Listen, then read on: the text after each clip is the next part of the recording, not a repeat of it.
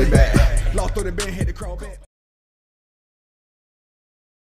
Hi, this is Sergeant WarDawg. Welcome back to the WarDawg Trail. We are in episode 41, and I have a special guest for you tonight.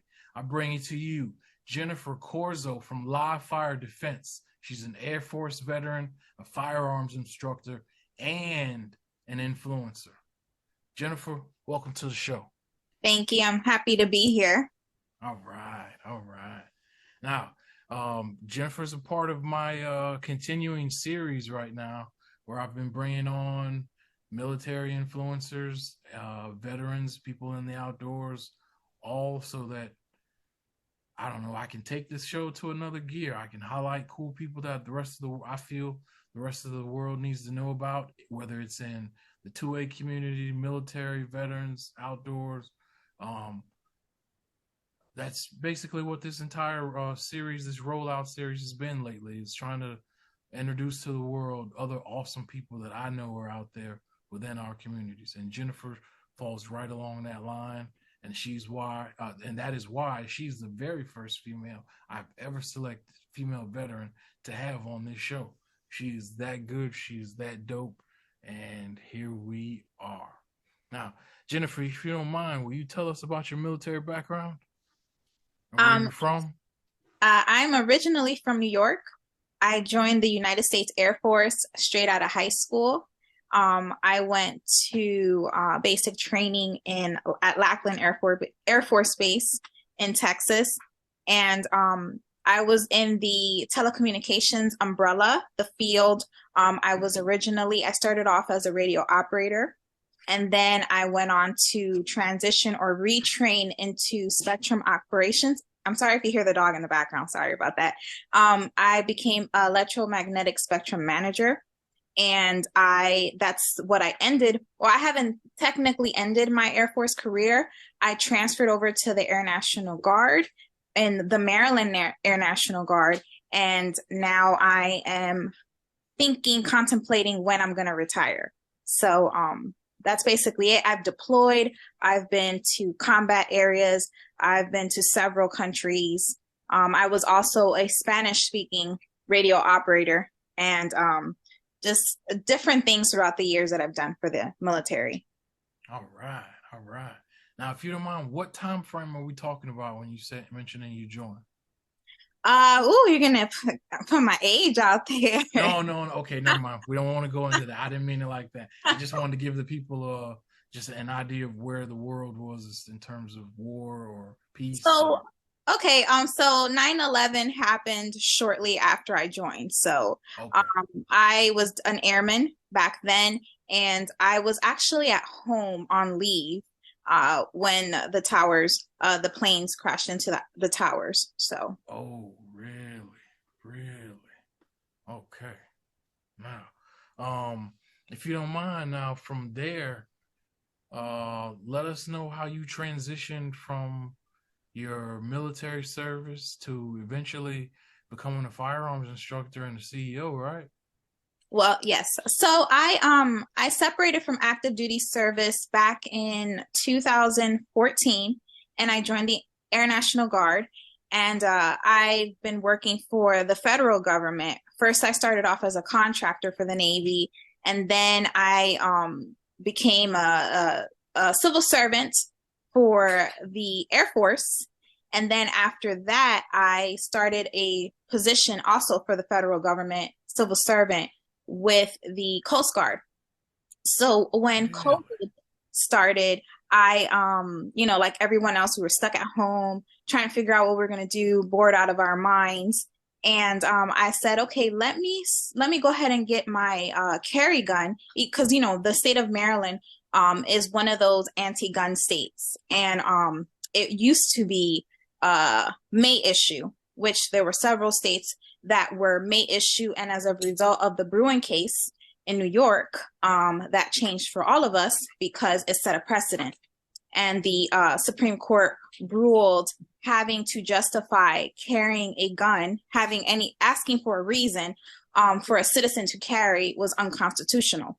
So, but I actually got my concealed carry before the Bruin case, before the Supreme Court ruled having to justify carrying unconstitutional. So I have a security clearance in the military, or I'm still part-time military, but I have a security clearance. And if you have a security clearance, depending on the level, then you were able to use that as a justification to get your carry license. Well, in the I ended up getting my carry license, and the instructor that I went to, she was telling me, you just have that, you have a great personality. I can see you being an instructor. You would be a great instructor. And at first I didn't really pay much mind to it. I was flattered, and I took it as a compliment. And then because I started going to train more and shoot more, I was like, well, maybe I can do this, And I decided to go ahead and start live fire defense, and the rest is history.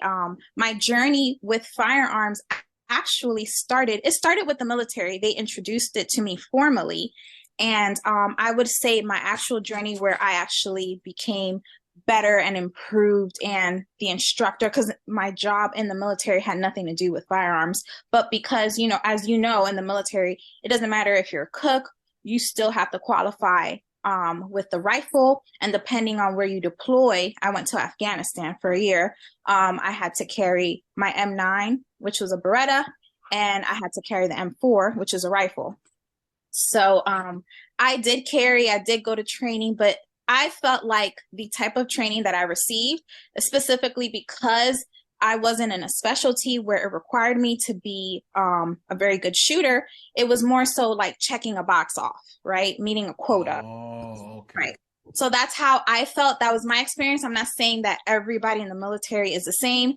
I know that there are specialties, like if you're special forces or security forces or fill in the blank, they get specialized training and they're very good at what they do. But for me, being a normie, as far as having one of those jobs where I don't need that type of training, I just felt like they fell short with me. So my journey started as when I became an instructor. I trained, and I significantly improved with my shooting, and I really enjoy teaching others. I like to see people's faces when they get it, when it clicks. And it's just one of those things that I feel like it's a huge passion of mine, and I hope I portray that with my content. Oh yeah, you definitely do. You definitely do. Now, if you don't mind, can you let the listeners know where all they can find you online or social media or website? Okay, so my website is livefiredefense.com, www.livefiredefense.com. I'm on Facebook. If you just plug in the search bar, Live Fire Defense LLC. Instagram, it's live_fire_defense. Same thing. TikTok, Live Fire Defense. It's either Live Fire Defense LLC, or if you plug in Live Fire Defense, it should pop up. All right. That's what's up. Now, I told you because of the fact that I watched some of your training and some of your explanations, right. I actually applaud you and feel comfortable enough with you as an instructor that I would actually have my wife and 2 daughters be taught by you. I would have them. I would definitely, because of your perspective and then the way I see you with your other clients and students. I really appreciate the clarity, and then you can just tell, and you can see the energy coming off of you. Like you said, you get happy and excited when you see them master the marksmanship. I definitely do, and I'm glad that it comes. I've had actually lately, my last few clients, I'd say 3 or 4, they've actually given me the feedback that, based on the content that I put out, and based on what they've seen, that they get a really good impression, and that's what kind of pushed them to kind of contact me, reach out for training. And I've had several people lately just reach out for range training with me. And I don't know, I feel like what I'm trying to put out there, it shows, and that's the type of impression I want to give people. I definitely, I feel like I'm very transparent. I try to be. I'll record my own range sessions, and I'll show my targets. I show my clients' targets, and I just want it to be transparent. I did get one, my last client that I trained on Friday, she was like, she's been training with trainers in the area or instructors in the area, and she said she went off of their content too, and she said even then with them, and I don't know who they are, and I don't want to know either because I'm not concerned about what other instructors are doing, but she was saying that she was going off their content, and then when she trained with them, she didn't like it, and she didn't feel like they were very good. So I'm glad that I live up to what I put out there. All right. Yeah, I will give it to you. As a creator, your videos is dope. You Thank have a nice vibe. Your the music, the scenery transitions. I mean, everything's just, it's dope, which is why I had to find you as a military influencer. I was like, I paused for a minute, like, yeah, this is who I've been looking for right here. Someone that can explain to the world visually through their social media, and then you're articulate. So what got me with your articulation and all is listening to you discuss legislation for guns in the Virginia, DC, Maryland area. Now, Right. I'm in Florida, so I definitely don't know, exactly what's going on there. But you broke it down so that even a Floridian, in layman's terms, could understand exactly, what's the deal is. Hey, I can carry in this part. Between Virginia, DC, and Maryland, I can carry here, can there. I mean, you broke it all down. So, if you don't mind, you discuss any of the legislation that you've been really, really pushing and explaining hard so well. Okay, well, I'm definitely not pushing the anti-gun legislation. I'm making sure that everybody's aware, and the legislation that just went into effect on 1 October, it's called the Gun Safety Act of 2023. It's also called Senate Bill 1, and it is legislation targeting law-abiding citizens, which is insane because, again, I've never said it, but I'm saying it now, they don't address the actual criminals. It seems like criminals are coddled. It seems like half the time they don't get, they walk. It's just insane. It seems like bizarro land to me. It's so backwards. But Senate Bill 1 went into effect on the 1st. And then there was the federal courts here in Maryland, quickly ruled or put an injunction, which is a pause, on 3 provisions in that Senate Bill 1. So the first one was any establishment that sells alcohol or serves alcohol. Basically, the injunction says, well, you can't tell people that they can't carry at this type of place, right? The second provision was a demonstration within 100 feet of a demonstration, public demonstration. Again, that part of the bill cannot go into effect. And the third provision, so it was alcohol, the public demonstration, private property. So basically, this bill is trying to tell people that have private property what to do. Like, you're not supposed to, or don't let anybody carry in your establishment, which is insane because if I have an establishment, the government, the state can't tell me what I should or shouldn't allow in my place of business. So those 3 provisions that the injunction put a pause on, which opens up a lot of locations. Now, the schools, the federal buildings, that's still in play. The Senate Bill 1 is still in effect when it comes to those locations. And I put it on my Facebook. It's on my Instagram. So if you go to my Instagram and Facebook, I have carousels and it goes into detail about each provision. And like I said, 3 of the provisions, there is a pause on it, an injunction. So I'm happy about that. There is an organization in Maryland called Maryland Shall Issue. Go to their website. I believe it's marylandshallissue.org. Become a member, support.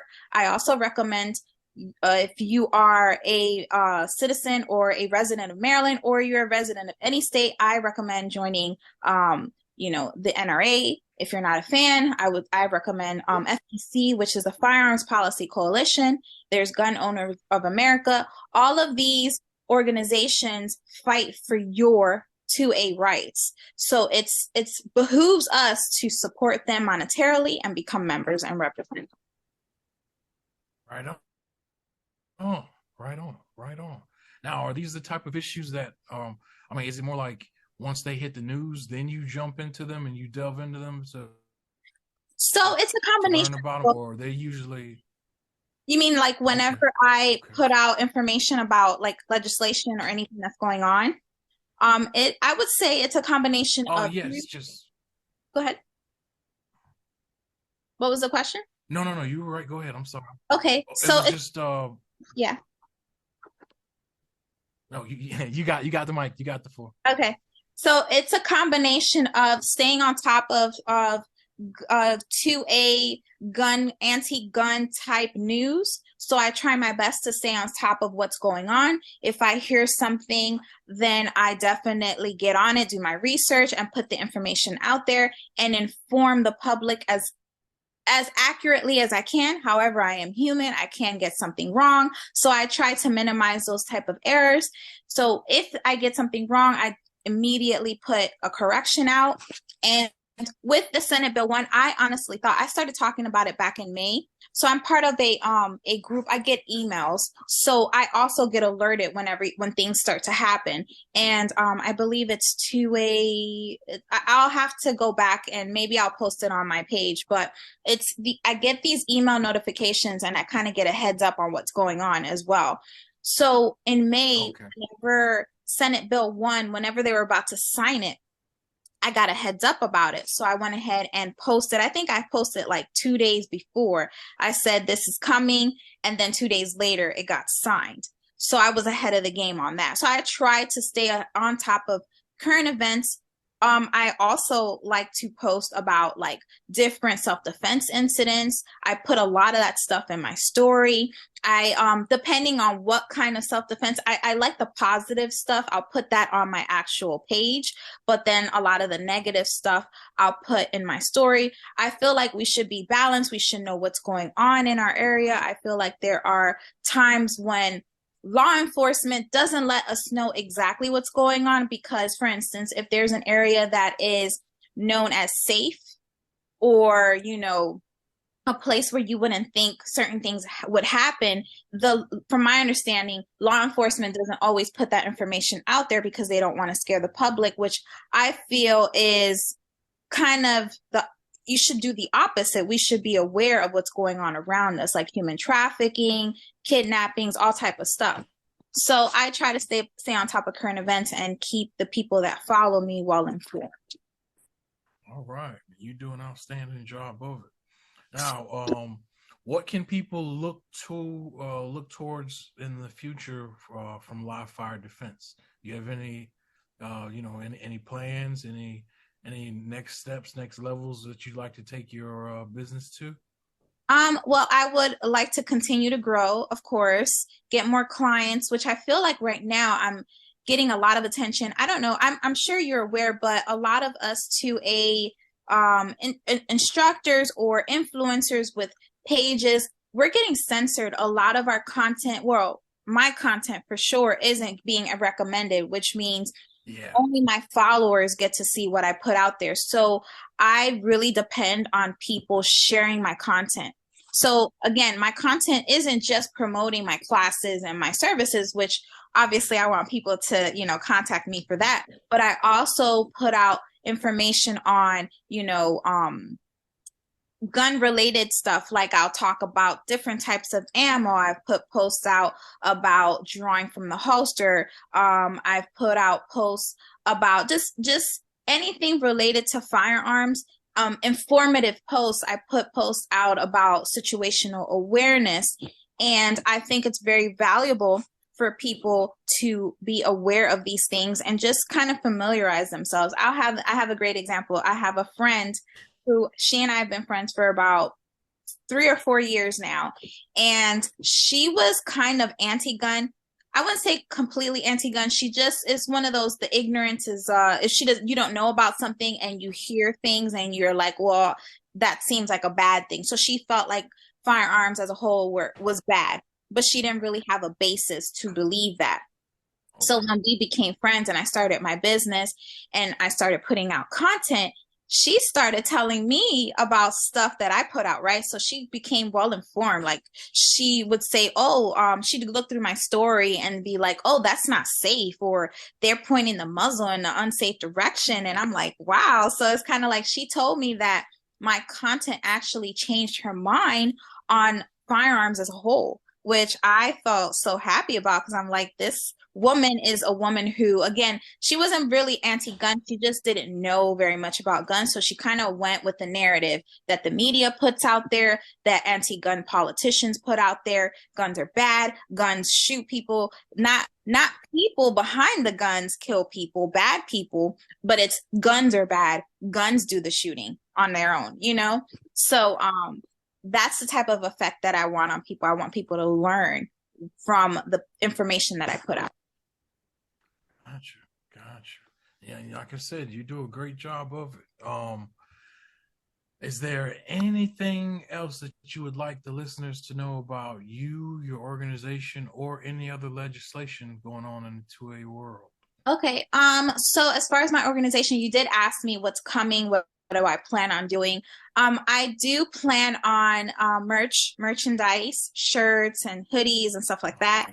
And I have some things in the works too, like products that I'm going to put out there.